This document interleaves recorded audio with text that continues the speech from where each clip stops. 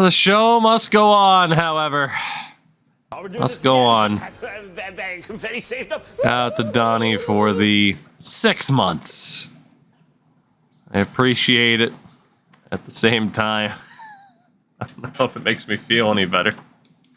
And I'm so glad that some people's first impression of this stream could be me wanting to cry. That's great. It's just such a bummer. We waited so long.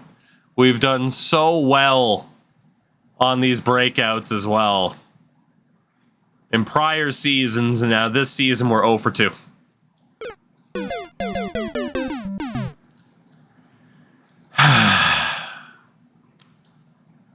Wheels, that's fair. Who needs a quarterback anyway?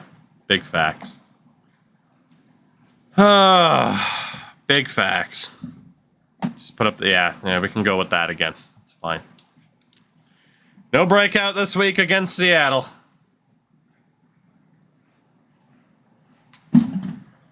Okay, it just backed me all the way out of franchise mode. That's not fun.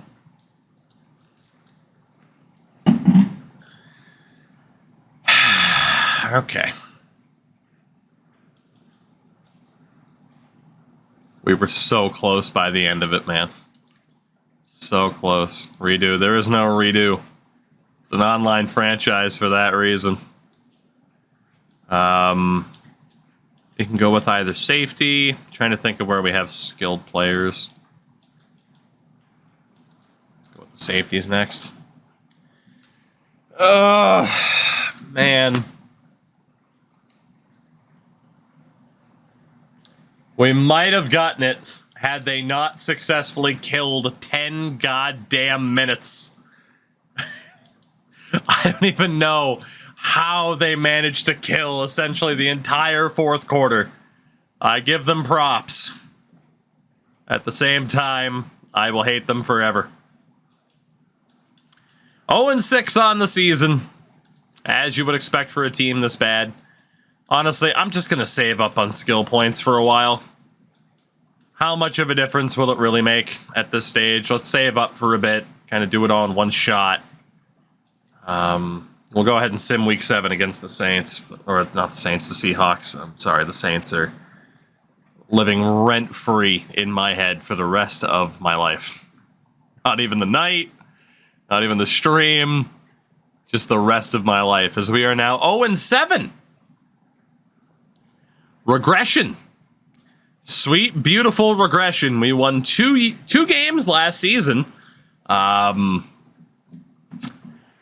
don't think we're winning 2 this year. Hate to tell you. I don't think that's happening. We failed the quarterback break. Chat, give me something to talk about. I got to get over it. Give me something to talk about. Help me snap out of this. Otherwise, I'm just going to be a depressed mess for the rest of this stream. Oh, goodness. Goodness. Let's get through our training. Our defense is now ranked 30th, so that's good. That's good. Let's talk about the Saints next.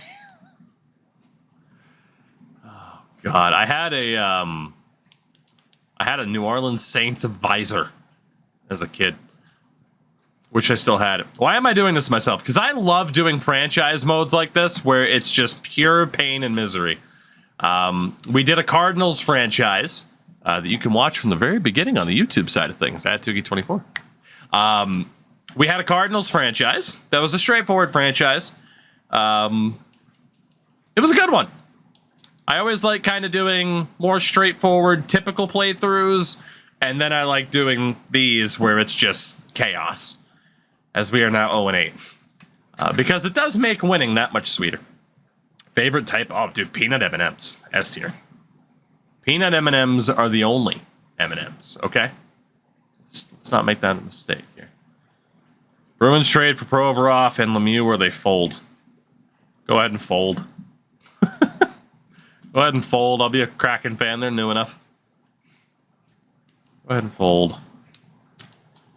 All right. Well, it looks like we're going to have a whole hell of a lot of simming for the rest of this season, everybody. So we might get to free agency Our version of free agency. Sports Network, thank you for the follow, by the way. And again, anybody that's stuck around from the Mills raid, I appreciate it. You caught me at like literally the second I threw the interception, the raid came through.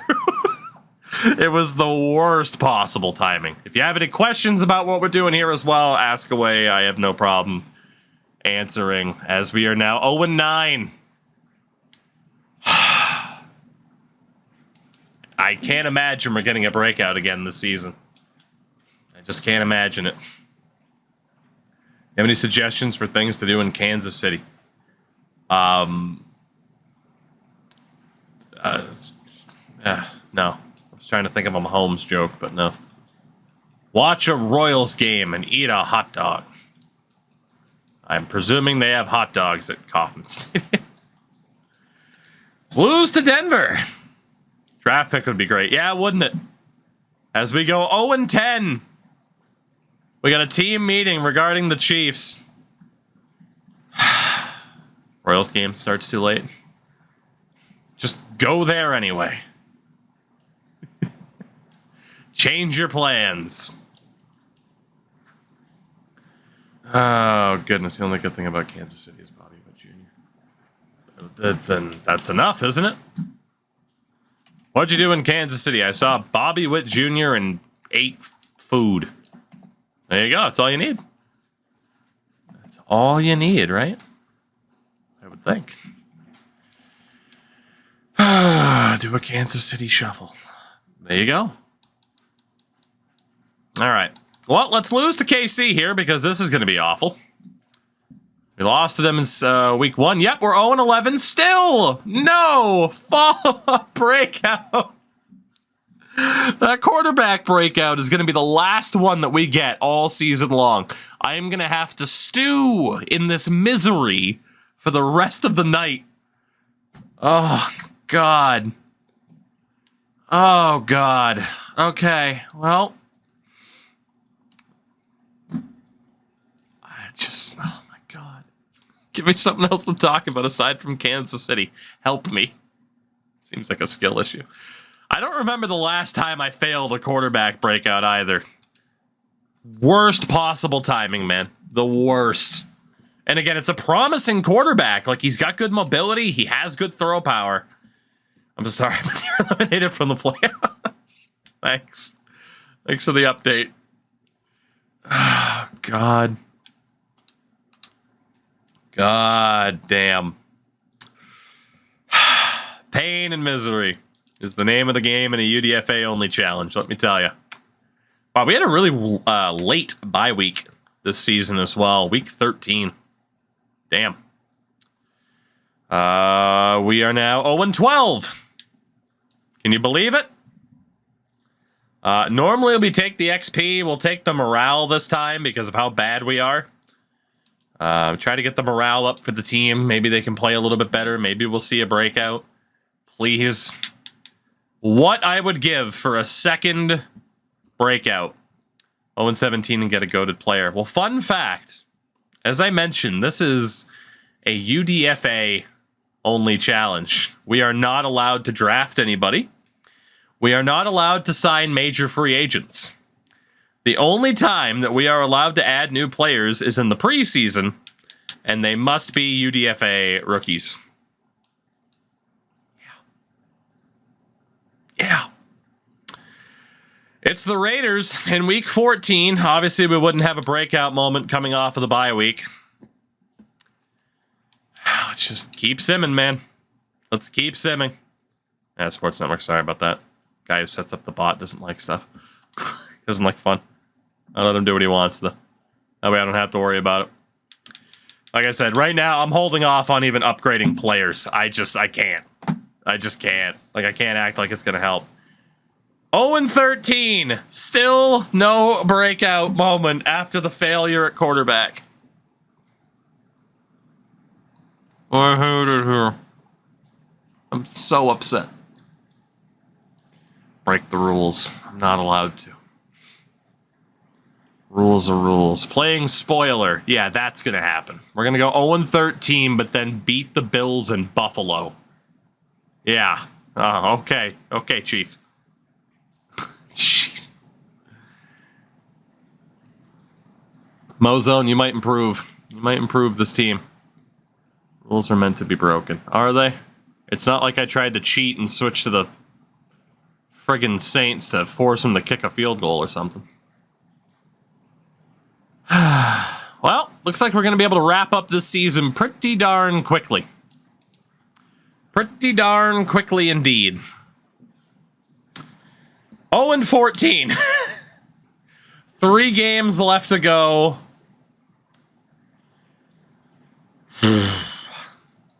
I am depression. I am the table.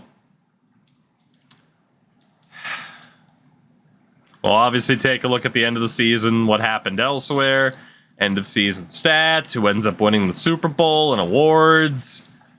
But it's not going to give us a single breakout moment for the rest of the season. And I'm so sad. What if UDFA has a hidden? UDFAs by default don't have hiddens. You know by default what they are. So we'll know if out of the gates they're a star dev or whatever. The Rams, week 16. Shout out the hitting doinks. 0-16, and we have an injury to our middle linebacker, Josh Benson, who will be out for the rest of the season. Damn it. Damn it. Well, only 2 more weeks left of pain. What has been easily the worst season in terms of improvement for this team. 2 breakouts. We failed them both. One because of injury, and the other, of course, most of you would have bared witness to with the quarterback situation.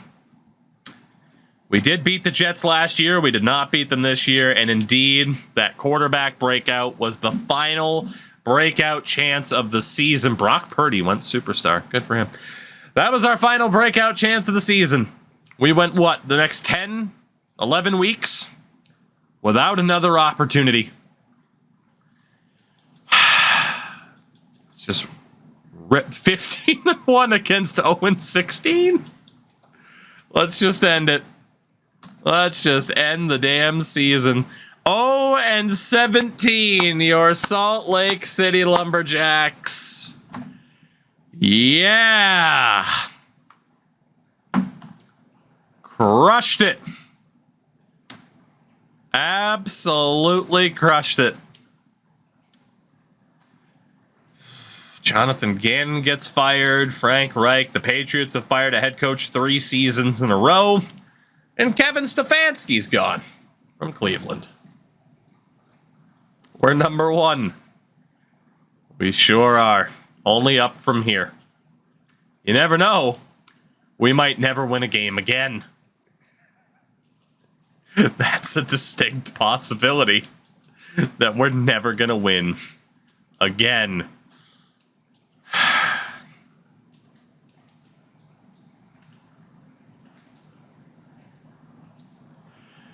Okay. What's done is done. We got to move on. Let's take a look at the end of season stats. We start with your Lumberjacks. Raphael Wilcox. Really could have used that breakout moment, because without it, oh my God. 15 touchdowns, 25 picks. I only threw one of those. Had a 64.9 rating. Rushing-wise, only 600 yards for the rookie Stephen Morgan. He did have 5 touchdowns. That will not be enough for Rookie of the Year. Receiving-wise, most receptions, tight end Tevin Glover, but the yardage king was Bryce Conley. Most touchdowns, Melvin Norton with just 4. On the O-line,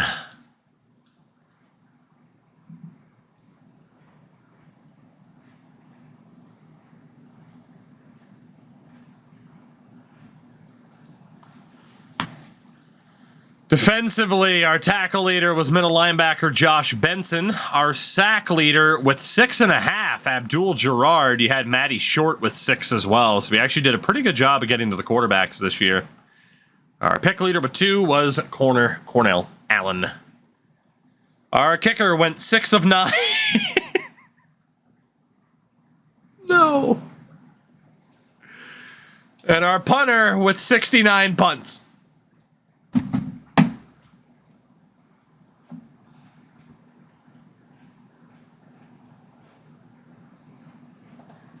You cannot convince me that I am not being trolled. You can't. We are being trolled to death.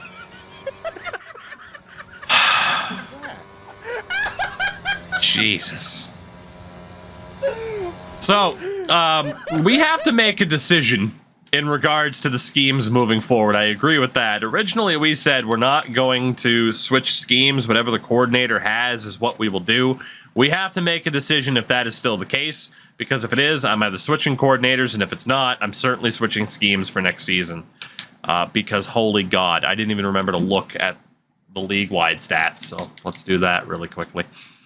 For quarterbacks, Mahomes led in yardage. Oh, resetting would be the worst decision right now. We've made way too much progress to reset. We are still good in terms of our trajectory. This was a bit of a plateau, but we are ahead of schedule, believe it or not. Mahomes led in terms of yardage. Burrow went 37-1. Touchdown king with 44-2. Brock Purdy. Also, shout out to Sam Howell. My God. The rushing king in terms of yardage was Josh Jacobs. Had 17 touchdowns. That was not the top in the league, though. Pacheco with 18.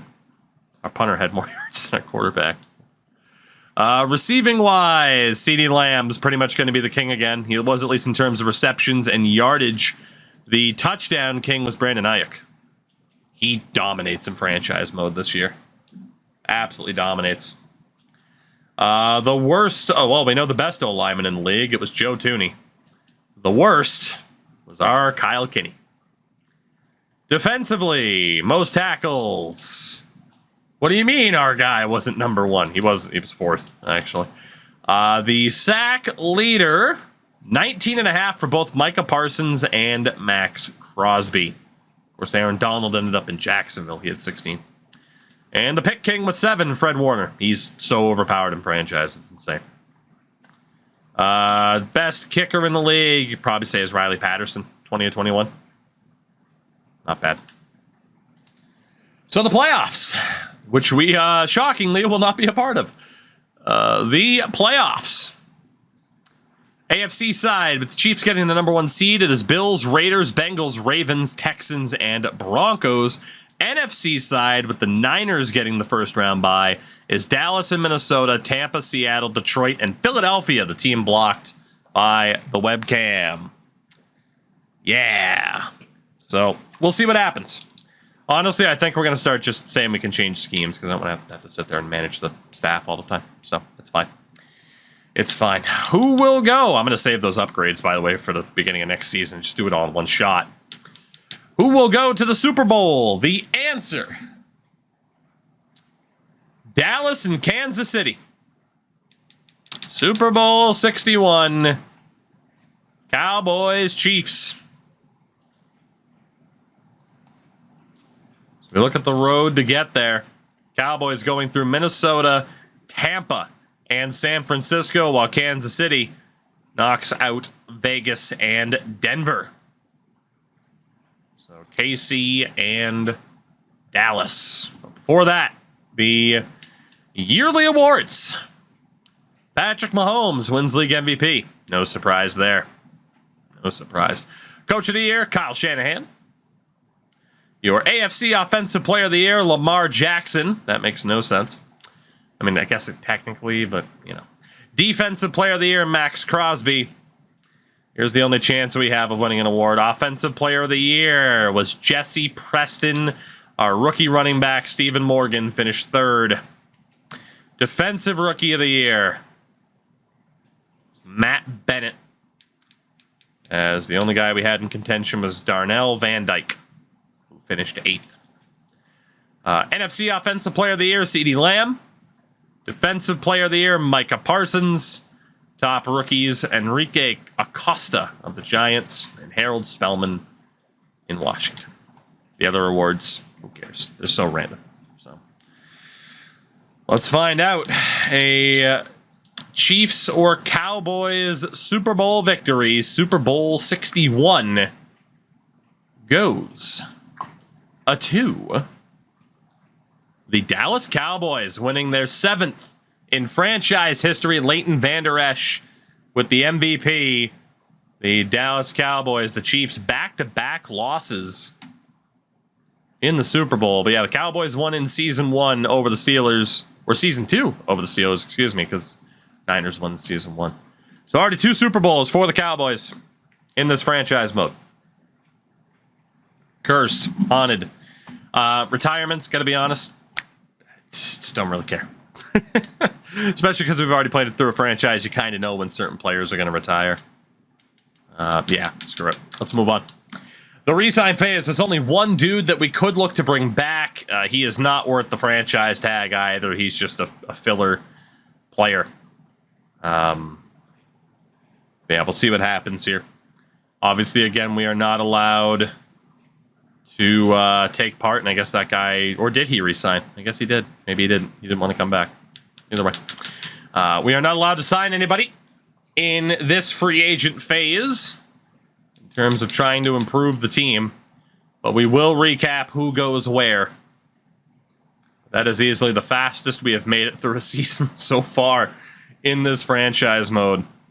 Debs, we are in the 70s, yeah, but we did not get in a player breakout, a successful player breakout. We only had 2 this year, and we failed both of them.